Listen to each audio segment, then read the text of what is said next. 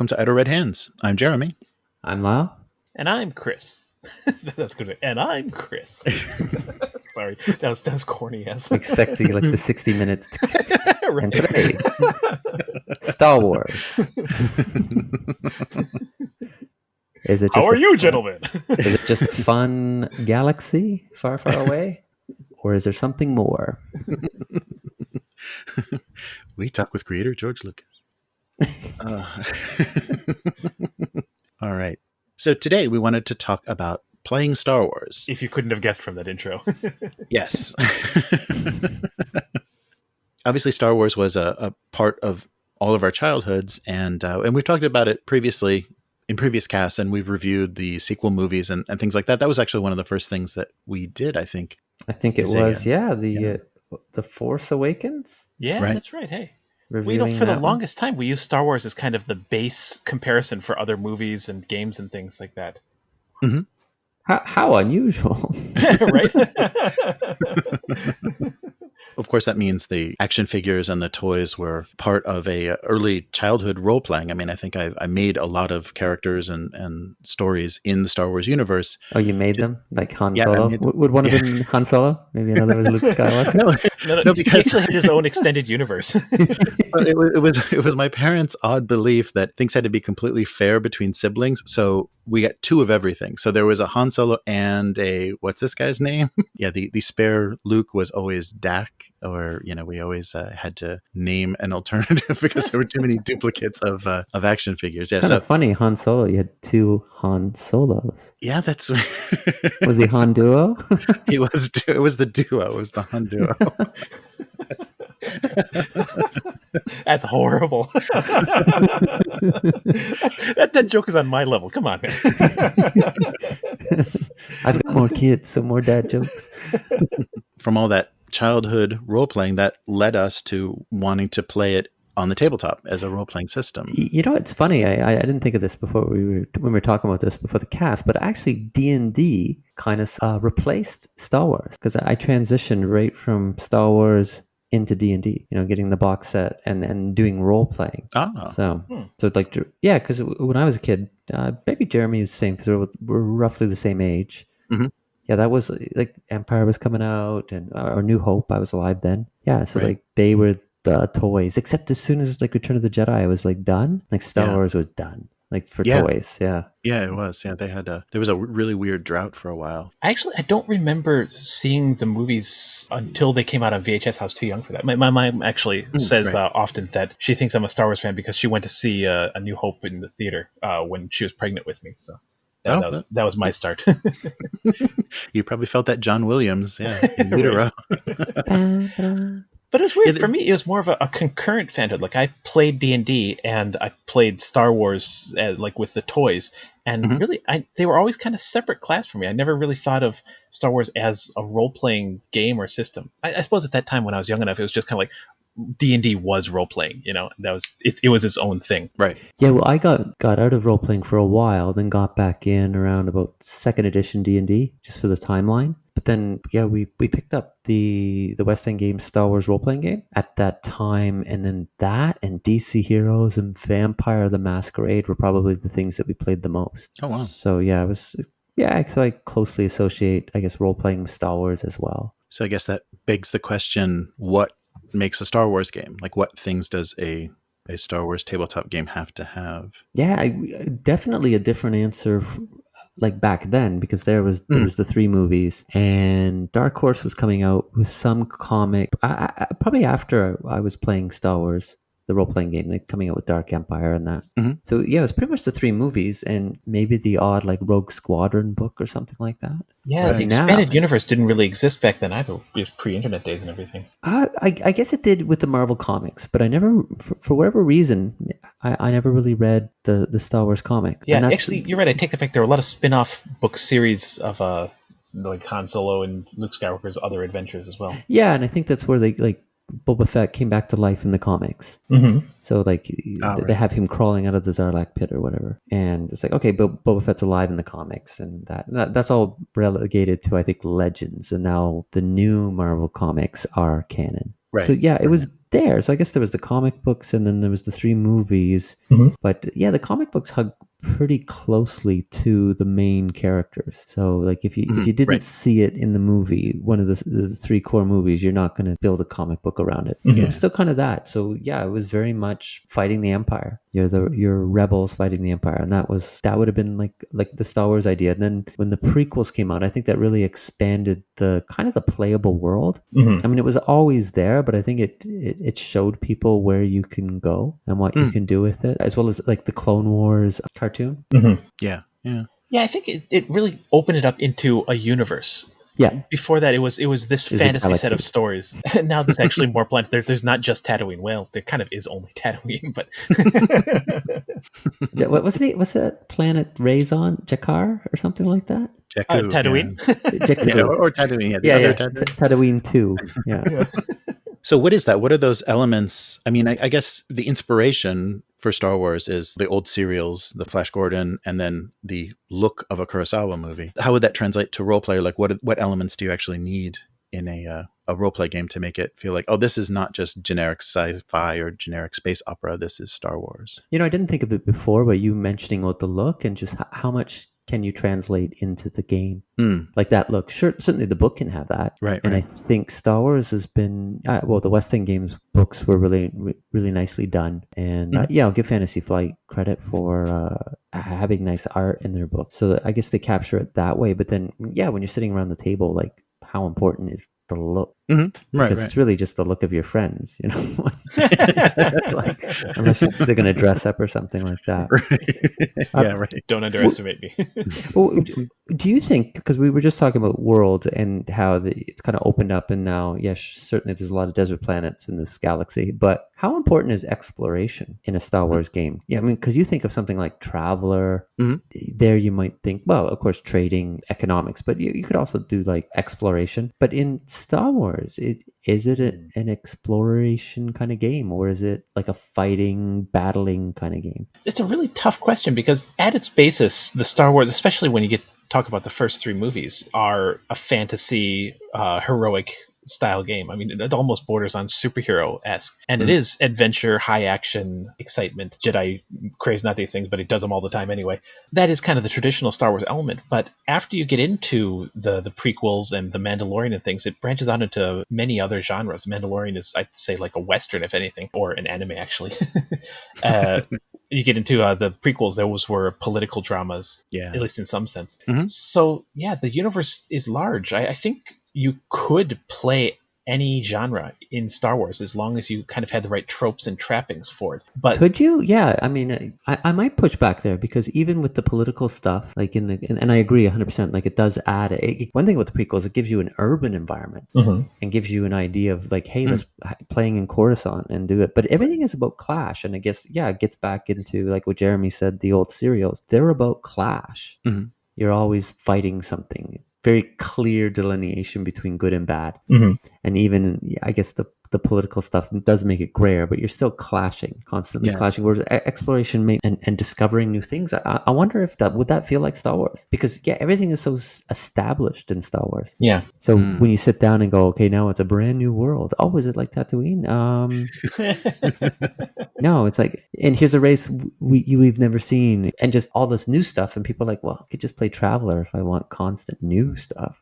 Yeah. Right. Or just the generic science fiction game. I'm just throwing that out because, I don't know. I guess in my mind, it's not as open as maybe what Chris thinks. I think it is. I think it's a bit more narrow than a typical science fiction. And it actually, maybe because you're a big Star Trek fan. I am as well. You're kind of both. So I think exploration plays a big part of Star Trek. Yeah. And I don't know. So maybe if that's bleeding into it. Well, small sidetrack for it. We were talking about how we played when we were kids. I often played Star Trek versus Star Wars. Like there was some weird wormhole in the universe cross, and I had all my figurines fighting each other. It was good fun. Talking about exploration, it kind of depends on what you mean by exploration, because, exploring strange new worlds, seeking out new life and civilizations, blah blah blah. That I don't see that as being a very big part of Star Wars. Right. Because I think in order to feel like Star Wars, you need to have those kind of tropes and trappings of the Star Wars universe in order for it to feel like a Star Wars movie. But that said, the Star Wars universe is so large that there's a lot of exploration to be done even within itself. For example, if you were playing something from the New Rebellion, from the most recent movies, Oh, the Resistance. you could theoretically find a planet that contains, Sith artifacts, and you could get into the history going back from, thousands of years before. And that could be exploration. You're discovering new stuff again that you didn't know about. So it's twisting the definition of an exploration, but I think there is definitely room for it and still make it feel like a Star Wars game. Yeah, and I think the people making these systems feel a little obligated to build in exploration because it's kind of, for science fiction, there's some expectation. It does allow you to make things that are not going to run into established canon or established lore. You can just go way out on the outer rim and have your own adventure, and you're not going to run into the Organa family or Alderaan or anything. Maybe that's appealing to people, and that's why they feel like they need to put it in there. But I think it's very hard then to make it feel like Star Wars to keep enough of the Yeah, I mean, I suppose if they had like familiar spaceships, if there's something about Star Wars or anything that's really strong IP, you need the familiar, and exploration relies on the unfamiliar. Mm-hmm. So I guess if you keep enough, I think the Sith example might be that, but then you're finding some sort of MacGuffin to help you in your clash of some sort. It's not something new. It's exploring, but it's not. If your explorer is a Jedi using the Force, even if he's visiting a completely undiscovered planet, I think it still would have a lot of Star Wars feeling to it. Much less so if you were just a guy with a laser blaster, because that's pretty much any sci-fi system. That book I was alluding to, or I don't know if this was before we start recording, but by Timothy Zahn, Outbound Flight, I think it's called, and that's where they get on. I think Anakin Skywalker is one of the Jedi on the flights, exploring beyond the known galaxy because the Emperor has a premonition, or the Chancellor at the time. Sorry, spoiler. Even in that book, it's not really about exploring because they're doing it from 2 points of view, and Thrawn is on the other side, so they're also presenting his side, so you know who they're going to discover. It's more like and everybody knows Thrawn because it's bringing back a familiar character, so it's like two familiar things meeting. So I think even if you did exploration, you would be teasing, we're going to be finding something familiar. Or some sort of connection, and it's like everything's got to be going back to the grand struggle or whatever that is. Is it Sith versus Jedi? Is it Empire versus Rebellion? Do you think it needs to have that clash, though? For example, does The Mandalorian have that? I think Mandalorian is much more a series of grays. And by that question, then extending it on, is The Mandalorian then very Star Wars? Do the trappings alone make it? Yeah, the look. It has the look, but that's interesting. Yeah, that it's because we haven't seen babies in Star Wars. So this is the first infant character. True. No, I mean, who did Anakin cut down? Oh, yeah. That's right. No, that's a good point. I mean, I think, people were praising just because they were contrasting it with the sequel trilogy and going, wow, this is Star Wars done right. And I think I actually think it's an expansion, and it's leaning heavily into Western tropes that were kind of there. But I think Star Wars was more like Flash Gordon and serial stuff, because that's what Lucas intended. And they're leaning more into the stuff that was sort of touched on when they go into like Tatooine and stuff like that, and saying, hey, let's try to do it. But yeah, does it feel like Star Wars? It's a good question, because it kind of just feels like, just because I watched a documentary recently, kind of like Incredible Hulk, the TV series. It's just that almost like a throwback, not only to, I guess, the original Star Wars in the look, but a throwback into the kind of TV shows that were around when the original trilogy came out, where you have the guy or woman or whoever, like it's focusing on that one person. It's kind of a very small story, and they do a very small thing in an episode and they move on, sort of thing. Right. I didn't really connect the two, but that's a good point about Mandalorian. So maybe it's nostalgia of older TV structure plus it looks like Star Wars. So it's kind of pushing those buttons. But yeah, as far as it working really well with the Star Wars tropes and being there, here's something, and this comes from Lucas himself, but Star Wars, at least his stories, it's all about family. So, really? I never noticed. Okay, ha. So sue me for the bad joke, Dad. I mean, is that a necessary thing? And you even think about this, and I've been watching I watched this video about Uncle Owen and Aunt, drawing a blank on her name, And Bruce. that they raised Luke, and that's why Luke was so strong, because he actually had parents. And whereas Anakin, he didn't have this is drawing from, I think, Filoni, drawing from what he was saying and putting the two together. Anakin doesn't have a father, which is why he is easily corrupted by the Emperor, who's like a father figure, right? And what Obi-Wan is to him is his older brother.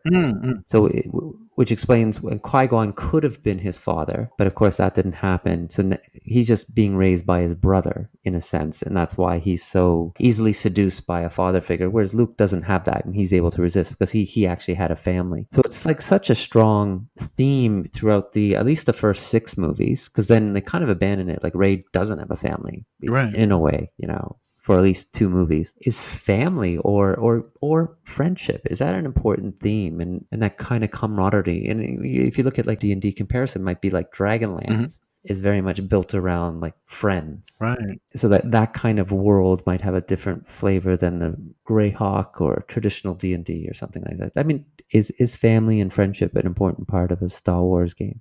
Just throwing it out there. I didn't expect to be saying this coming in. I was expecting like yeah, sure, Flash Gordon, right, clashing, yeah, but yeah, it's not something. Often people, when they write their backstories for like role playing, and my family got killed. Yeah, right.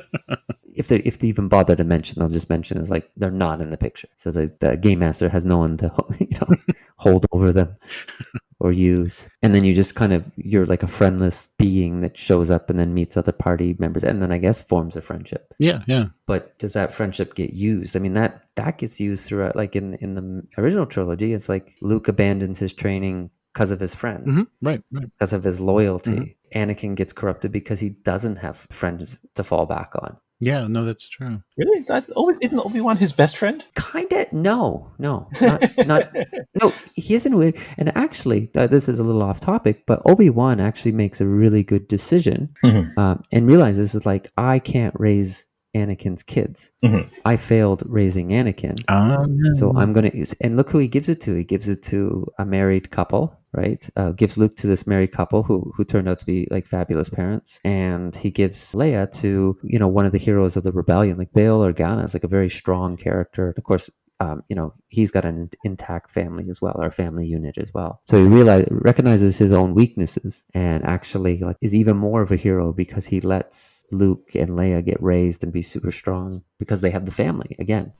There's kind of a separation between what the story says and what the story shows. In a sense, the first movie, it builds Obi-Wan as kind of a father figure to Luke in some way, even though you're absolutely right. He is raised with a family and he has Uncle Owen as a father. And also in the prequels, they constantly say that Anakin and Obi-Wan are best friends, but they very rarely actually show them being like friends. There's very little chemistry between them.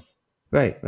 Family aside, your other point about kind of a group of friends, like I think that's an extremely big part of Star Wars. Like the 5-man band. I mean, that became a thing because of Star Wars, Right. And yeah, the bond that they just after the action or adventure, the death-defying adventure that they become bonded. Yeah, because they don't start out that way, and they actually start out a little suspicious of each other. But that's true. And that works well in roleplay. Yeah, for tabletop, that's a very good thing to maintain. Yeah, I mean, certainly the first, I guess you could say the 9 movies, but at least the first 6 are like the Skywalker story, right? So, but I don't know, am I focusing too much on a particular story, and that's why we're getting family and friends? Whereas you could be ruthless bounty hunters, all backstabbing each other, working together for, right. I mean, you see that in the Clone Wars, like those kind of stories.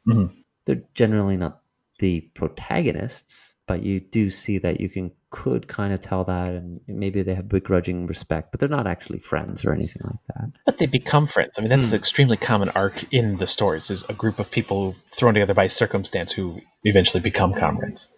Right. Over the course of 3 movies. Yeah. How important is the Force to a Star Wars game? Even when you're not playing Force players, like there's a Force in the Fantasy Flight version, there's a Force die, and you use that to generate the points that you can spend, like the Doom points and the light side points that give you opportunities. So I think it's like always there. Even if you can't if you're not force sensitive or you don't use it, I think that it is good to have something reflect that mechanic that, well, this just happened because of the force. The force kind of willed it, even if you guys have no idea. So like the force is with me, the rogue one. Trust in the force. Yeah. Oh yeah, right. Yeah, I think that is an important part, or at least that kind of that spirituality, that's kind of spiritual component of Star Wars, I think is important to make it feel like Star Wars. If I may ask, then, in the games that you guys played, the Star Wars games, did you was the force a part of it? Did your characters have force points?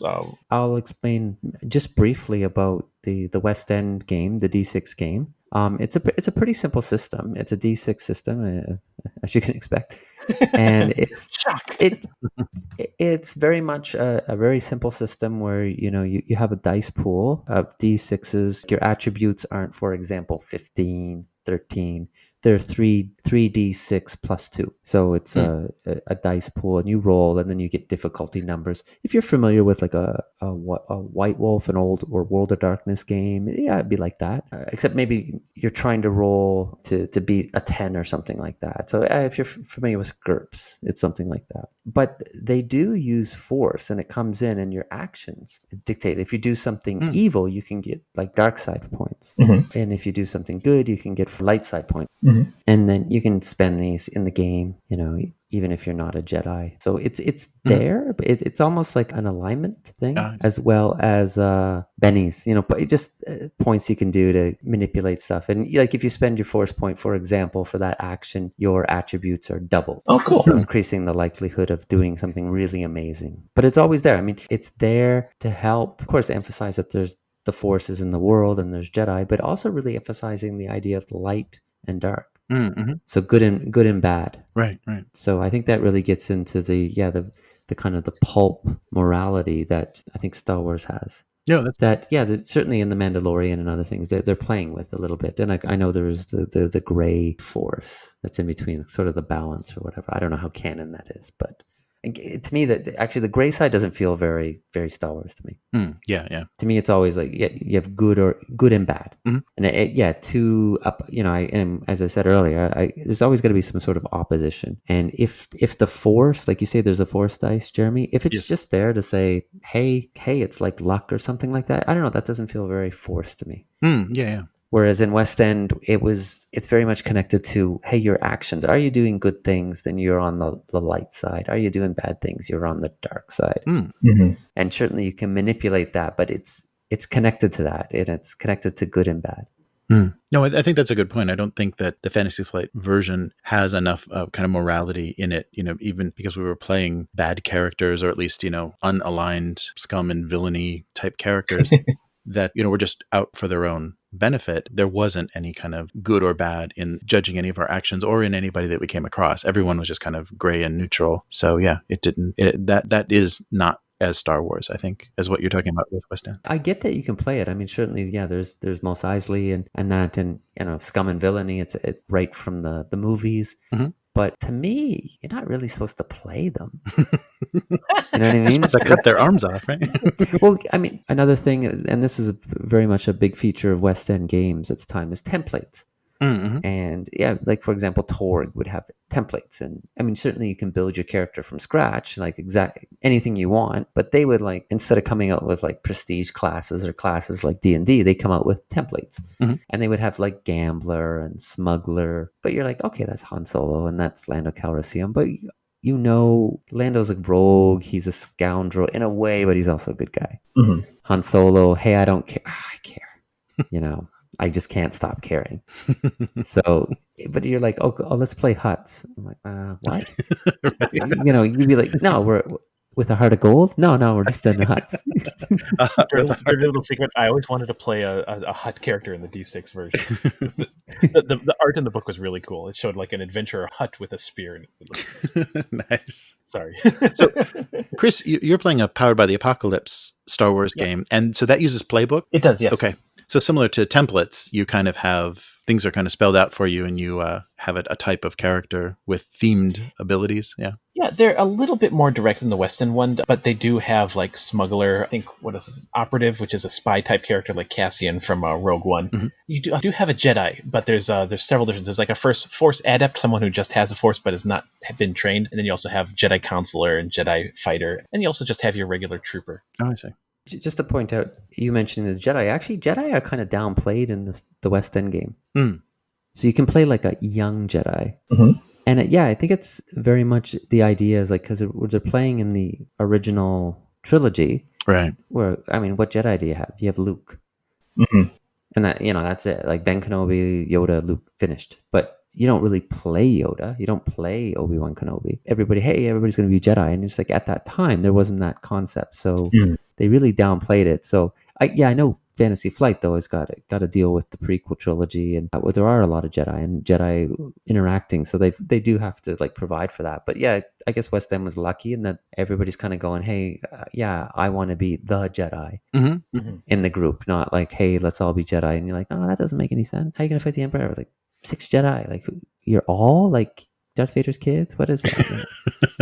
Chris, can I go back to something that you said? Sure. Did you say it was like less direct or more direct than West End? And what did you mean about the directness? In that the West End, sorry, I haven't played, so I don't know, but from the way you described it, it sounded like the West End games templates weren't very specific as to what they were. For example, there was Gambler and not like Leader of Bespin Lando Calrissian, the character class kind of thing. It was a little bit more vague as to what the character was defined as. Whereas in the Apocalypse version, there is Smuggler, which is just about the same as the Western one, but you also get a little bit more defined as to what kind of job or role they have. For example, Techie, who repairs droids, and the Jedi, who does being a Jedi kind of thing. But it's not quite as tight as, say, like a D&D class is. Yeah, I don't know. I mean, there's Brash Pilot, there's Alien Student of the Force, Bounty Hunter. It's called the Omega System, is that correct?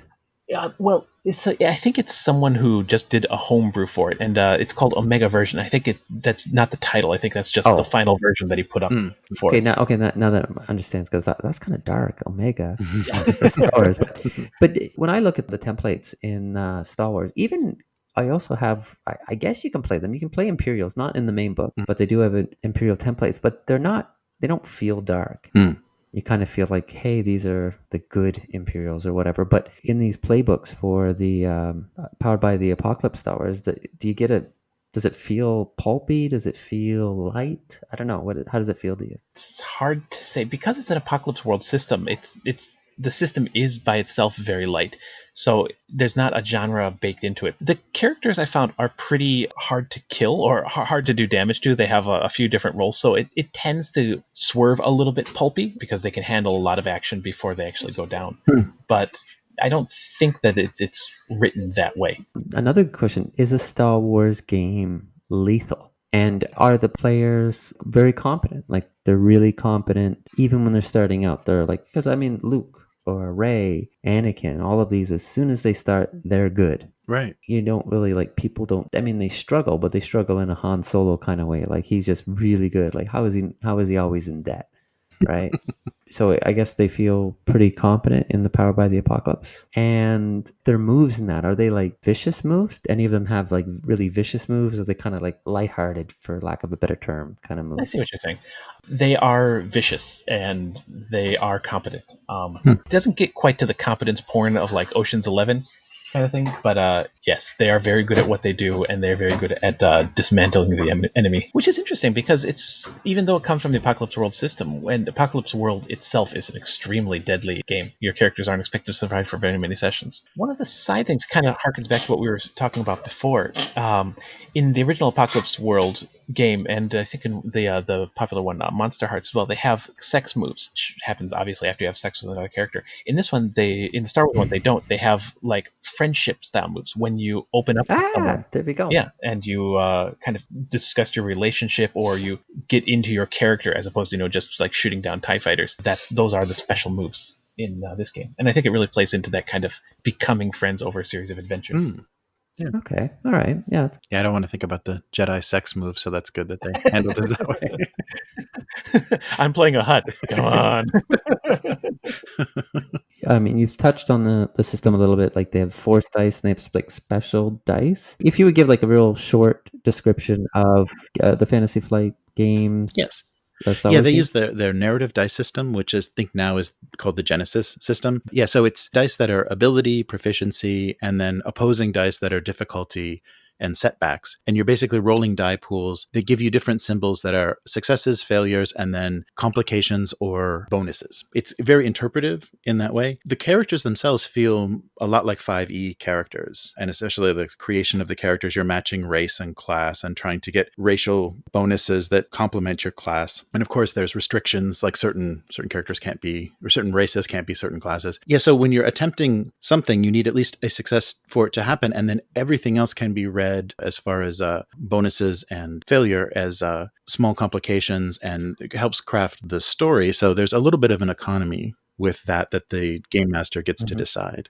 Okay. The system can be deadly, and you are competent, but only in kind of how you spec your character. So similar to Dungeons and Dragons, you may find yourself in a situation where your abilities are completely useless, and that same sort of thing happens, Right. especially when you're going from, planet side to starships and things like that, and you don't have a character that has any piloting ability, so you have to kind of make do. But they do also have the experience advances you pretty fast. So if you know you're going to be stuck on a ship, you can kind of spec yourself up or start to take abilities that are going to give you some competency. So because between sessions you can adapt a little bit more. When you're talking about character creation, and I agree, it did feel like very much like like building a D&D character, and in particular like a 3.5 or third edition D&D character, where you needed to know what things do in order to build the character, because they have like the talent trees or something. Right, yeah. But you're like, is this good? Should I get this? And what should I build? And contrast that to West End Games. I mean, you could grab somebody who's unfamiliar with the system and go, what do you want to play? I really like Lando. Okay, you can do this, and then quickly get them up to speed, and they're going to play the character that they want to play because of a comic book or a movie. But if they were to walk into like Edge of the Empire or something, and they go, here's the concept I have, and it's like, okay, well, choose this guy, choose the bounty hunter if you want to be like Bosk or whatever. And then they would just come to a grinding halt, because then they're like, now I need to learn the system. Yeah. No, that's true. And understand it. And it then doesn't feel like Star Wars anymore. It feels like learning a system. Yeah, that's very true. Yeah. Yeah. And it's something like, with Star Wars is, I think, a light kind of galaxy, and certainly there's darker things, but I think it needs a light system. And we hear people talk about, hey, I don't want the system getting in the way of role playing or the game, and then people think, oh, that's because you think it's a bad system. And I'm going to disagree. No, I think when people say that, they mean they want to focus on something that's not the system. And when Star Wars is, because it is like such a strong IP, people who want to play a Star Wars game, they want to play Star Wars. They don't want to play narrative dice system Star Wars. Right. Something like, so I think it needs a system that's really, really light, so that they can just go, I just want to kind of play. Yeah. Like I was playing with my Star Wars toys when I was a little kid. Definitely, yeah. And when I was trying to build a character, and I was all excited, I was going to build a droid, and I was like, my image is like a C-3PO who is kind of like the doctor in the village or whatever. And then I'm just like,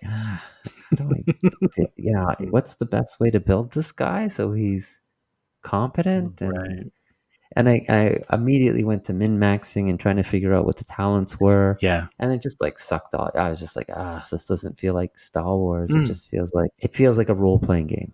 Yes, that's true. The thing is, I completely agree with you. I've mentioned this before, but when we played the original Apocalypse World game, we had a bit of a disconnect because we had difficulty living in each other's world. We all had different impressions of what was going on around us, and because it's such an open sandboxy game, it requires kind of a more shared world space. It didn't work very well for us. I'm sure other groups are fine with it, but Star Wars is such an established canon and such an established trope system and everything that when you say, you're on a Corellian freighter, everybody immediately knows what that is, and it works extremely well in that kind of very open system. I think not only an open system suits the Star Wars playstyle, but I think the Star Wars universe suits a very open sandboxy style system as well. As an example, one of our characters in there, he's a droid, and he decided for when he leveled up, he's going to take a level of the Jedi thing. So he gets force powers and stuff like that. In another system, you might have trouble with that because, droids can't be Jedi, stuff like that. But in this one, we just said, screw it, and it's been an amazing sidetrack. You mentioning the Corellian Corvette, and you go, hey, you're on a Corellian Corvette, got it. What can it do? People already have an idea of what it can do, so people won't necessarily need to reference a stat sheet. Yes. So they don't need a lot. And actually, I've got the West End Games core book in front of me. It's really, really thin, and it's got vehicles. It's got everything. I mean, it's half the size of a player's handbook. Wow. But it's got everything from Imperial Star Destroyers to a droid, and rules for chasing Force, using the Force and everything.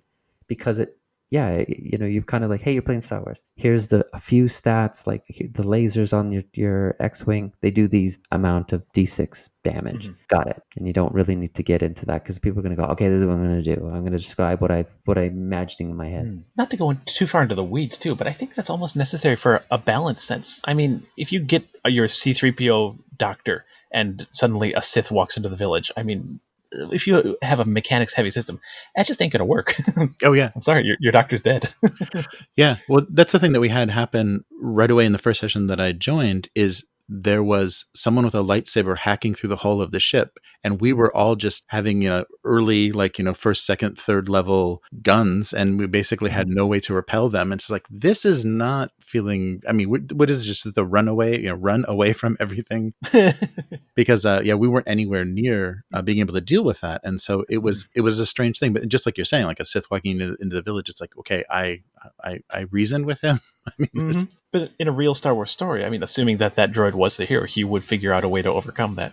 Right. I think. Yeah. Yeah, definitely everybody's a hero. And not every role-playing game does that. You're not. But I think in a Star Wars game, everybody's a hero in that story. That sounded more profound.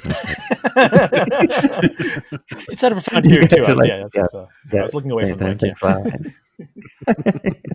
Chris mentioning about our unsuccessful Apocalypse World game, and I mean, he nailed it, is that I think the three of us, MC and the two players, all had a different idea of, a different idea how the game is going to go. And of course, they were all three completely different ideas. And one thing we didn't do in Apocalypse World that really you should do for any game is have a session 0 and talk about that. So we've kind of throwing out ideas of what we think is Star Wars, but I think if you're having a session 0, just so everybody at the table is on the same page of what this Star Wars game is going to be, what would be some things to cover? To what extent does the Force exist, and what extent do the characters interact with that? I think that would be an important thing to kind of know or not, and who are the sides? If there is a conflict, who's the good side, who's the bad side? Is it a resistance, a rebellion, and a first order, or? I think that's an excellent thing to establish, and I would go a little bit stronger if I was running the game in that there is a conflict. There are two sides. What are they? Right. And I think it could be rebellion versus empire, but even if you did want to play the more roguish, you're the lovable rogues. Who are you up against? It could be the empire. I don't know if it's actually the best practice, but the way that I think all of the Star Wars games I've played, the first question that always gets asked in the session 0 is what era? When are we playing? And then following through with that, who are we in this era? And again, that just kind of goes along with playing in a well-established universe like Star Wars. Yep. That's my recommendation for session 0. What era and who are you in the era? And then, of course, you can get in there and you can explore with the genre. I mean, how pulpy do you want this to be? Do you want it to be where, you're Han Solo and you can outfly anyone regardless of what happens? Or do you want to be the Mandalorian where you get shot every episode, but it doesn't actually hurt you? Right. Do you cover about the relationship, and do you try to push it where, hey, you're friends, or do you do something like, hey, you're going to be friends? How are you going to be friends? Do you try to speed it, or do you want to make it organic? And I think that kind of is kind of my standard session 0 now, is what is a relationship to the players, and if there isn't one, make it now. Right. And Apocalypse World has that baked in, right? Do they have always have some kind of links or some kind of this about somebody, or? Yes, having a relationship and a past history with other characters is part of the character building process. Right. Anything else that you would cover? Like, Yeah, well, I mean, it kind of goes along with who are you in the era. I mean, if you're playing the Rebellion or the Jedi and such, but also what do you want to do? Because it's kind of an assumed thing when you go into Star Wars that if you're playing the Rebellion, you're going to be fighting the Empire. If you're the Empire, you're going to be fighting the Rebellion. But the universe is so much larger than that. Do you want to just be a bounty hunter, or do you want to be someone running trade routes? And do you want that to last? Because it's in Star Wars, it almost invariably ends up being the good guys versus the bad guys. It's that black and white yeah. story genre, and I don't know if that's maybe me doing that subconsciously as a GM, or if that's just the way that Star Wars is. But every game I have, even when they start out just as low-level bounty hunters on a backwater planet, it always ends up being galactic-sized conflict between the dark and the light. Oh no, I mean that's a good point. I mean, do you want to be drawn into the main story? Would be something, and everybody knows what the main story is of each era. Right. Are we getting drawn into the main story? Is that the expectation? Mm-hmm. So if you're playing the Empire, like the original trilogy era, right? And yeah, find out from the players or find out from everybody. What are your expectations? Yeah. Are we getting drawn into this main story, or are we fine not to be a part of it? Right. This is going to sound like a really negative question, but if they say they don't want to be a part of it, why are we playing Star Wars then? You just give them their maintenance schedule, and yeah. I mean, right. I can see the answer. It is a very large, very interesting universe with lots of things going on and maybe you just kind of want to play a more observatory role, or maybe if you want to do the exploration thing. But yeah, No, I mean that's a good point. But if you're sitting down and playing Fantasy Flight and you're doing Edge of the Empire, then yeah, I actually wouldn't know what the people's expectations were. Do they want to play the main story, and then why aren't we playing like Age of Rebellion? Yeah, absolutely. Right. Or are they coming here and they don't want to do it, and that's why they're sitting down and it's like that's why I want to play in the Outer Rim. Yeah. Because I want to explore something else, and we're not the main character, so I want to be like the main character in my own story. I'm like you, Chris, where I would like, oh, okay, sure. I mean, we could do that, but my preference, and I would be like, we're not Han Solo and Luke Skywalker, but somehow we're gonna be drawn into that conflict in some way, and we'll make a difference, kind of thing. Probably mentioned it before on the cast, but a game I've wanted to play for years now, and I never have actually put it together, is I want to play a Star Wars version of Dogs in the Vineyard. That game feels like it would work so well with Jedi, because the dogs in that game are special. They have quasi-magical powers, but they're kind of nebulous, much like the Force. For it, they have, this big, powerful gun that they go in to solve problems with, and the way that the system escalates conflict, I think it would work so well in a Star Wars Jedi-based system, like a serial Kung Fu The Legend Continues kind of a game where it's just a roving band of good doers traveling between dark spots. And I think that would be a way to not make it kind of that huge galactic conflict, to make it kind of a serial of smaller adventures. Yeah. Sorry, that's just kind of an aside that I've always wanted to try out. But yeah. No, it sounds good. Yeah, maybe we should try it sometime, and then we can report back. Awesome. Yeah. Establishing those player expectations, and then also the kind of limitations, like where things are not going to go, or where what they don't want to do. And the ships. Oh yeah, right. Starting with a ship, not starting with a ship. I mean, you're going to get in a ship at some point. Right. And yeah, when you watch the movies, it's kind of, in A New Hope, yeah, we got to get the Millennium Falcon, and then you always just have a ship. After that, you're a Jedi, you always just have a ship. It doesn't really matter. It's like, but it's there. It's cool. So I think that is an expectation, is just like get into space and have access to a ship. And I don't think economy is that important. No, I agree. It came up a little bit too much in Edge of the Empire, because we're all broke people. We're all like, in debt, or, trying to make money. And that's why we're doing these things. Like we were transporting an artifact, doing delivery missions. Yeah. Yeah. Instead of like counting, here's how many gold pieces you have or credits you have. It's just, I mean, some games, their resource or their wealth is like an attribute. And you just roll, hey, do I have it or not have it? But it's really, in Star Wars, it's just the plot. Like Han Solo is in debt because that's important for the story. Then, I mean, he's never like starving or can't afford clothes or whatever. I mean, why the rebellion couldn't loan him some money to pay off Jabba the Hutt, right? It's always like, oh, you got to go back. Or at least get another pair of pants sometime, Counting bullets and counting money is not very Star Wars. Right. But that also goes into the whole pulp thing for it. I mean, pulp doesn't mess with the details. Yeah. I mean, exactly. It's not a detail game. It's a feeling game. Yes, absolutely. That's a really good way of putting it. So do you think the year zero system, that D6 dice pool system, would work well for Star Wars? Because like in Alien, it works well for, resources and things, that your gun doesn't necessarily run out of bullets unless you fail, unless you're a failure. Yeah, things like that seem to work well. Although there isn't really a need for a stress mechanic in Star Wars. I think actually the stress mechanic, not calling it stress, I think that could work in a Star Wars game, but it's more of it's like the high competency, and it's more like a story thing. It's not like you're personally getting stressed, so I wouldn't have like the list of things that can happen to you when you fail. Yeah, like you become catatonic or wet yourself. I forget the list. I'm drawing a blank. I think you do get catatonic at some point. Yeah, you do. Yeah. I don't think you ever piss yourself, but actually they should. They should. So if Free League is listening, I need to make a correction. Yeah, it's more like a story thing happens if you fail, and just to draw upon the movie. It's like, hey, the door opens. Hey, Darth Vader's sitting there. Yeah, right. Oh, Lando, and I think that could be a lot of fun. I pissed myself. He alters the deal, and Prey doesn't alter it further.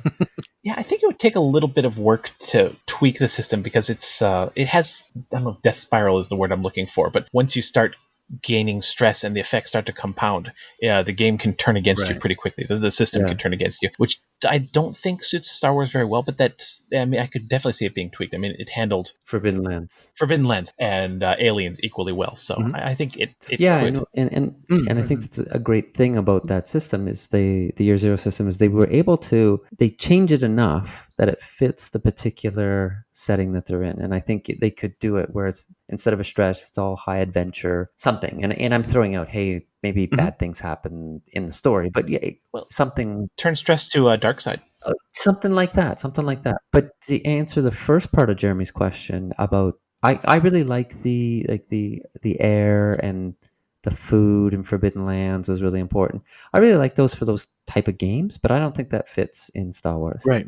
Yeah. If people are unfamiliar with Forbidden Lands, there's a lot of emphasis. It's a fantasy setting, but there's a lot of emphasis. It's almost like not almost, but it's a post-apocalyptic fantasy setting. So it's like a recovering Lord of the Rings kind of thing. So resources are really important, and having a stronghold is really important. So I think that really fits there. And of course, Alien tries to really emphasize, hey, you could be running out of air, and it's really dark and scary, and you don't know what's going on. But yeah, that's not Star Wars. Right. You don't run out of air. Remember they landed on that asteroid and they just got out. They just put a little thing over their mouth, That wouldn't work. Right. But I do their guns don't run out of ammo. That's true. World of Darkness system. I think World of Darkness could work for Star Wars as well, although maybe too many attributes. Or maybe not. I mean, actually, now that I'm thinking about it, we haven't touched on attributes, but for people unfamiliar with World of Darkness, it covers both physical, social, and mental areas. Strength, dexterity, stamina, and then, of course, like manipulation, wits, and things like that. But does Star Wars need that? Does Star Wars need, of course, I guess physical, but does it need a mental and social difference? Does Star Wars need a skill system? Ooh, wow. Yeah. I'm going to say no, because if you base something on like the Clone Wars, where it follows Obi-Wan around, he has every skill. He has plot powers. Right. When he needs to do something, he can. I mean, I remember where he goes into a jail cell and he hacks into the jail's security system. And I'm like, all of a sudden, it's like, wait, Obi-Wan can hack? Really?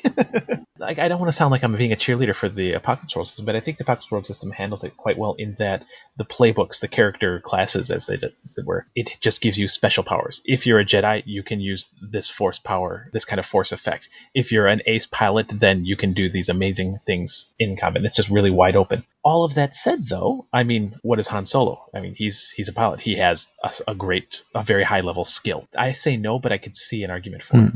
Oh, well, I think the one is like Luke. What is Luke? Yeah. Is he a pilot or is he a Jedi? Same with Yes. Anakin. Anakin's pretty good. Well, Anakin's also really good at tech. Oh, right. Yeah, that's true. He built C-3PO. Yeah. What are you? But I guess they're not going to be playing Anakin Skywalker. So does any, like Chewie is the heavy and a pilot. Mm-hmm. Like everybody's a pilot. Except for Leia, she never like flies anything. So everybody else is like the best pilot in the galaxy, and she sits behind them. You're right. Criticizing. Yeah, but but she's also a diplomat. I don't know. That's pretty much all what she Yes. is. And then they call her general, but she's still she's like a politician. Yeah, I think we spotted a flaw there.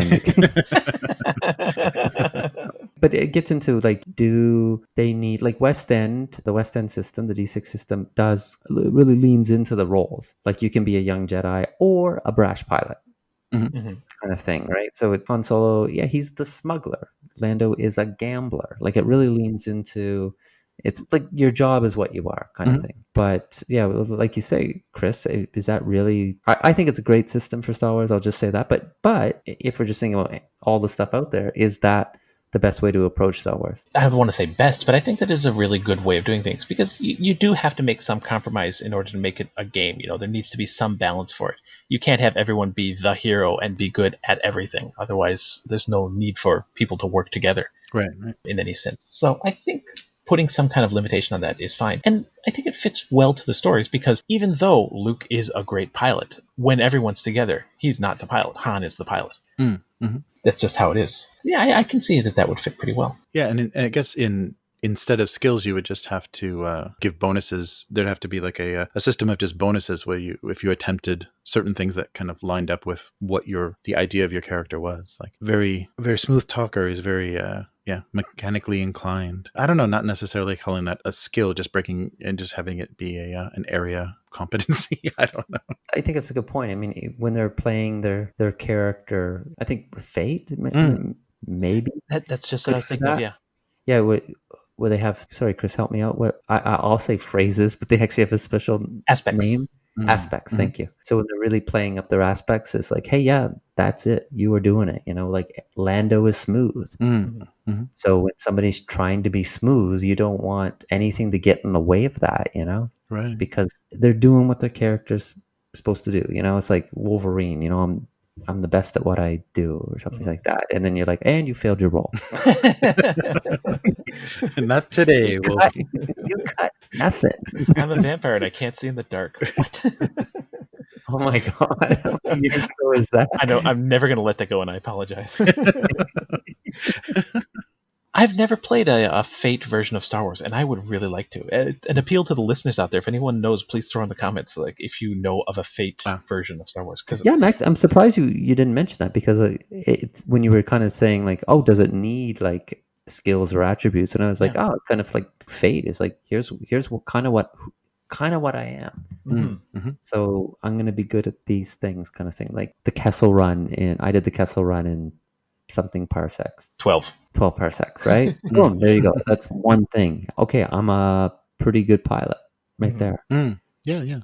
Never tell me the odds. Hey, there's Han Solo. Like, and is it 3 aspects? Depends on the version, but yeah. Okay, yeah. And then you just throw in there, and you're like, hey, I got a, like a Han Solo kind of guy. Nice.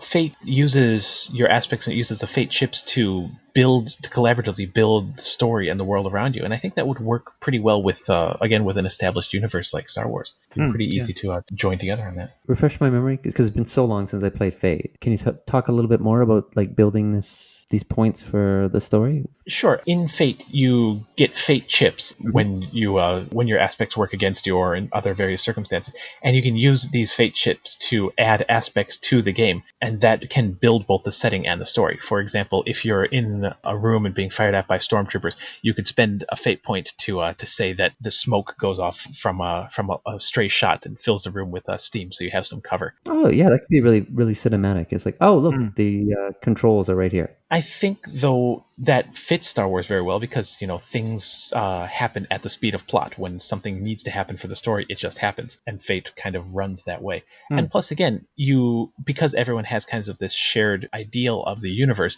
you don't need to get into so much heavy detail when you introduce something new into the game. You can say just like a Corellian flater flies down from the sky, and everybody immediately knows what that is, how large it is, how many people can fit inside, what kind of combat abilities it has. You don't need to go into such heavy detail. You can throw in aspects and ideas as they come to you. Yeah, and it'd also be good, like you said, like people are so familiar with stuff, so you can quickly assemble a ship, for example. Right. All right, you find this ship, an Imperial shuttle or something. Now you have an Imperial shuttle. What can this one do? Mhm. And that might be fun for the players. It's like quickly putting it together, like its aspects or something like that, Yeah. and Oh, that'd be creating. really good fun. Yeah. Yeah, that sounds like fun. I mean, I'd actually be more. I would actually look forward to playing that over the Dogs in the Vineyard. Although that also sounds good. Well, we'll just do both. I guess we established it's all about the story, and I guess Hmm. that's not very profound with a role playing.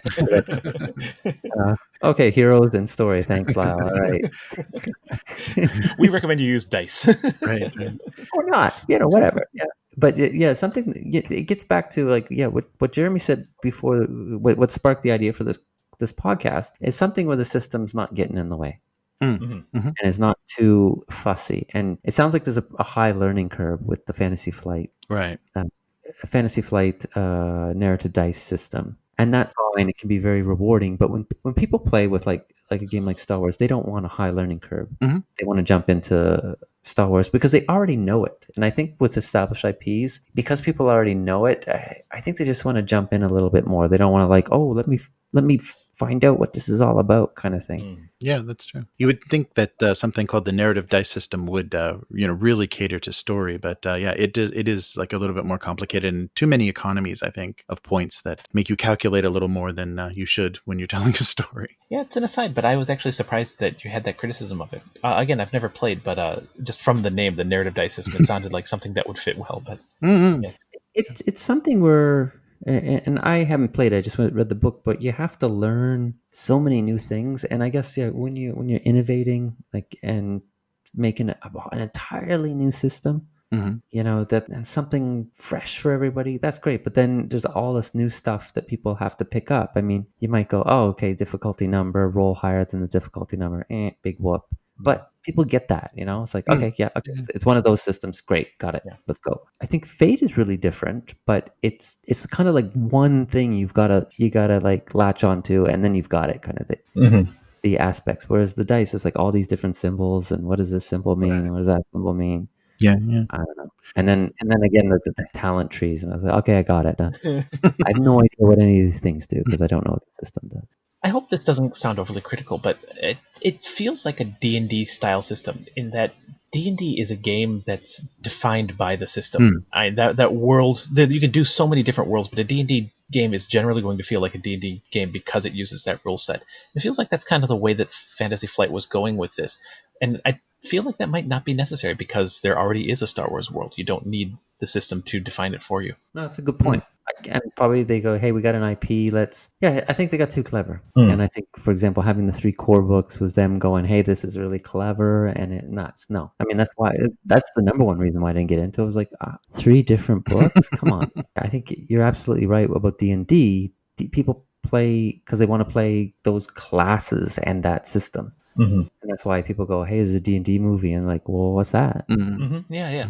Yeah, is that what's that going to be? Dragons? Okay, sure. Yeah, it's fantasy, but what is it? But then if you make 4E D&D, people go, "Hey, that's not D&D." I get it because it's all the system. Yeah. Something that came up with both Chris and I, and Chris, you seem to be a little more not interrupted or offended by it, and I thought it was a little bit more game breaking. Was Star Wars lore and kind of the trivia contests that happen when you're talking in an established world, that everybody knows, and especially as the lore has become more and more sprawling with Star Wars, and then some things are only legend. Yeah, I thought that was a little bit interrupting and didn't, and also because I was playing with people that I'd never met before. It was just a group of strangers online. I thought that was kind of a difficulty in playing Star Wars, as people are constantly trying to make not quoting movie lines, but just like making references to deep lore that you're like, okay, all right, we got it. Like, can you give an example? Like, oh, that's like in blah blah blah. Oh yeah, there was just just discussion of who owned certain space stations and what things were under control. And I guess the best example of it was we were in a situation where a Star Destroyer appeared and nobody knew. It's like, oh, the Imperials are here. Oh wait, no, there aren't Imperials in this era. Well, what do we call them? I don't know. Who would be on that ship? I have no idea. Okay, and then it just became this like argument because we're kind of setting it in the Mandalorian times, the Mandalorian setting. So it was just like, okay, what are we even dealing with? And then everybody had their kind of own version of that, and they weren't happy. I don't think they were going to be happy with what the game master said it was. I see. It was just a little bit of a competition of trivia and lore that I don't think was necessary. Oh, okay. I'm just gonna say, I think that it's unavoidable. It's like it's Monty Python quotes in the D&D game. It's that those are going to happen. The guys I play with, we constantly go off on trivia discussions, and we even do lots of quoting lines from movies. But we've been friends for like 15, 20 years, so for us it's all in good fun. But I could see how that could turn sour and be very disruptive towards getting the game going. Like if a ship, you were saying the Venerators has appeared, and like somebody goes, "Excuse me, the Venerator destroyed the Battle of Yavin 25." Yeah, or something right. like that. I mean, I can totally see how that would be very disruptive towards a game. That example really sounds like it take you out. And he's like, "Oh, there's Imperial Star Destroyer," and you're like, "Wow!" And you're like, "Hey, big ship." Yeah, we're scared. And they're like, "Wait a minute. Should we be calling it an Imperial Star Destroyer?" right. It's a Star Destroyer. Shut the fuck up.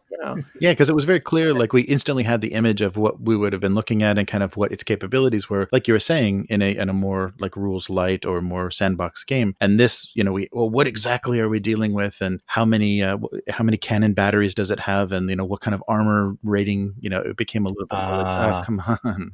Did they have their own Star Destroyer? Like what were we thinking? It's like, oh, how many cannons does it have? Like more than you. Right. Yeah, 100% more. Yeah. Are you in the Death Star? No? All right. You're scared. Like actually, when you first mentioned it, I thought that it sounded interesting. Playing the Mandalorian times, though, so the Empire is gone, but here's an Imperial Star Destroyer. Oh my gosh, what's this? That sounds really interesting. But yeah, when you get into the minutia of the shield settings and turbo laser batteries, could have been a great mystery that they was set up, but it had to, like, the game came to a grinding halt, and we had to kind of discuss, like, what exactly is that? Like, we don't need to even know that. We need to just deal with it. So it's kind of like the shared universe actually worked against you then, huh? Yeah. Oh yeah. I think that's I think in that way, yeah, definitely. Because game groups like that too are a huge age range. I think people from 20 to people born in the 70s were participating, and they have a different idea of what Star Wars is. And I think like younger fans are much more intensely involved in that's a really good point. All the detail and the lore and like things that they've read that are outside the films. So yeah, there's certainly areas of Star Wars that I'm not that familiar with. Actually, that's a good point. Like because I'm pretty big into the lore and the different games and stuff like that. If I were to ask you, Lyle, what era are we going to play in? What would you have as choices? I'd probably be thinking of, hey, do we want to play in the main era, which would be the original trilogy or the prequels? I know about the Old Republic, and I think. Did you watch the Clone Wars? Yeah, no, I really liked the Clone Wars. I really thought that opened up the world. Nice. And to me, I think that's actually a more playable era. I agree. Yeah, because I think there's a bit more variety, and it expands like the settings. I mean, Star Wars is like, this planet is all ice, this planet is all desert, this planet is all swamp. That's a very pulp thing, and they've kind of added maybe film noir kind of thing, hard boiled a little bit. So it is pulp, but yeah, there's more stuff to play with, and like playing in those big cities seems really fun. And yeah, I know the cities still exist in the original trilogy as well. Cool. Yeah, but yeah, if somebody said the Knights of the Old Republic, I'd probably need to, what I would think, it's kind of like the prequels, but not falling apart as much or something like that. No, right? That's a pretty good guess, yeah. Yeah. That instead of the Empire, there's the Sith Empire, but it's the same thing. I think the Mandalorian is playing in an interesting era. Oh, yeah. Yeah, just as it falls apart, and that could be fun. But I guess then, when we talk about like the big conflict, like what's the big conflict? Is it going to be like a warlord? And actually, I do know a little bit about like the Legends novels, like for example, like Rogue Squadron or whatever, like the stuff that took place after Return of the Jedi. And they would have fight Imperial warlords. Like the Empire split up, but then they would have like sub-empires. And that sounds like a lot of fun. I haven't read any of the media for it, but supposedly the Princess Leia series is sorry, I don't know the name. The series that focuses on her is supposed to be very good, where she's running around making diplomatic connections and taking care of Imperial warlords. Oh, cool. Yeah. Jeremy, how about you? What era, if we were to sit down and say, hey, what era do you want to play in? Oh, I really liked the Mandalorian, like post, the fall of the Empire. That was what made me want to join that campaign, because I'm like, that's interesting, because especially because we are playing bounty hunters and pilots and people that are kind of on the periphery, like what would we have to be dealing with the collapsing remnants of that? And yeah, we didn't run into any of that, but yeah, that was what lured me into it. For me, especially, like anything in that original trilogy era. So either, before, during, or after the construction of the Death Star. I think that would be a fun era to play in. Probably would want to play the sequel trilogy because I don't have a good handle on really what the world is. Because there's a resistance, but it never seemed as, especially like the Force Awakens world. Like I never really got like the resistance and the Republic and the New Order and like that dynamics. And then the Republic, I disappeared. I don't know. Like I don't know. Yeah, it is a bit Abrams, isn't it? Yeah, and then they destroyed the New Order, but they didn't. Yeah, anyway. So, and then they destroyed the Resistance, but they didn't. I don't know. Down to one ship, except for all these other ships that we now have in the next movie. That was a lot of ships too. We'll just make everybody a clone. That fills in all the gaps that you right. have story trouble with. They're all clones.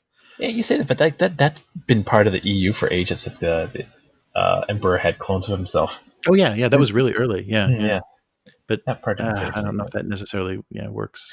Yeah, I'm not sure it deserved to make the movies, but it wasn't a new element. Yeah, right. I think it was good in Dark Empire, and it was handled well in Dark Empire. I think that's what introduced it, and less so in Rise of Skywalker.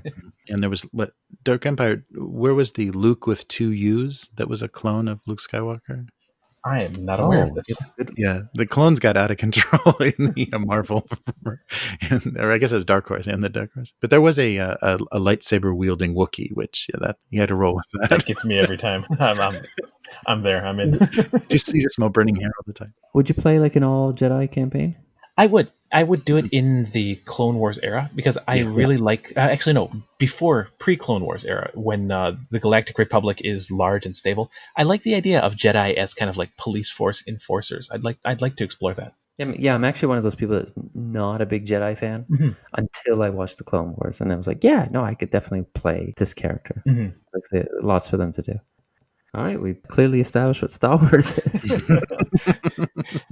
I definitely think we touched on some things, though, like, mechanics heavy systems get in the way of the setting. Establishing everyone's expectations makes it a much more enjoyable game in that IP that everyone has some experience of. Yeah, and no one cares who the guys in the Cantina band were. Right. Yeah, that's the thing that I definitely thought about, and it kind of comes up, is I would like to play in the Star Wars era before everybody had like a first name and a last name, where people were just Hammerhead and Walrus Man and all that nonsense, just generic and just as goofy as possible, so that you didn't get into, so is he related to, and that eliminates all of that all the trivia breaks if everyone is just generic bartender. Oh yeah, go old school. Just drop in. Oh yeah, that happened in the Clone Wars. The what? What? Yeah, right. I mean, people give Abrams crap for mystery boxes. I mean, George Lucas, he was the original mystery box. Right. But that could be fun in a setting, is just to drop things like that you're just suggesting. It's like, and then the players get to figure out how their character was affected by that, or if they even know about that. Yeah, those kind of vague hooks would be fun. Kind of works well in the open system idea that we're talking about. You can explore it as you wish or not. And then you said, oh, that guy that you mentioned before, yeah, let's go find him. Yeah. I mean, you could cover that in session 0 and just say, say, for example, you're playing in the Mandalorian era, or you're playing prequels, like Chris was saying, and you just say, ignore everything. Yeah, the movies happened. Of course, the Jedi happened. We'll find out what the world is like. Yeah. And you tell me what you think the world is, and anything that we establish here as canon, nothing else is. Oh, that's nice. You can do that. I mean, that could be a discussion, and maybe that can avoid a lot of trivia stuff. And then when people see the Imperial Star Destroyer, instead of like, oh, who would it be? They're actually going to go, oh, I bet you it's Warlord, blah, blah, blah. Yeah. And then you're like, okay, good. I like that, And then they can argue about which warlord it is, but they're actually now creating this story, this world. Yeah. Oh, yeah. Yeah, I think that keeps very much in the narrative, and yeah, that's true. Yeah. I think we gave people some idea of how you would play Star Wars and what things work well and what makes a Star Wars game. So I hope that that's some inspiration. And I think, and I think the Fate version of Star Wars did sound the most compelling out of everything that we haven't played before. Use the Fate. I'm on fire. The fudge will be with you always. Well, thanks for joining us. And if you enjoyed this episode, please subscribe to the podcast and be notified of new episodes. This episode will also be available on YouTube as a video. And if you're watching this there, then please like, share, and subscribe to our channel on YouTube. You can find more about this podcast on idleredhands.com and follow us on Twitter at idleredhands. Thanks for joining us. We'll see you next time. Bye. Bye. May the Force be with you. Always. That's why I was waiting to go last. Drive Through RPG. We average 9 new titles a day. That's over 60 a week. And we've got well over 15,000 RPG titles online right now. Drive Through RPG. The one true source for RPGs.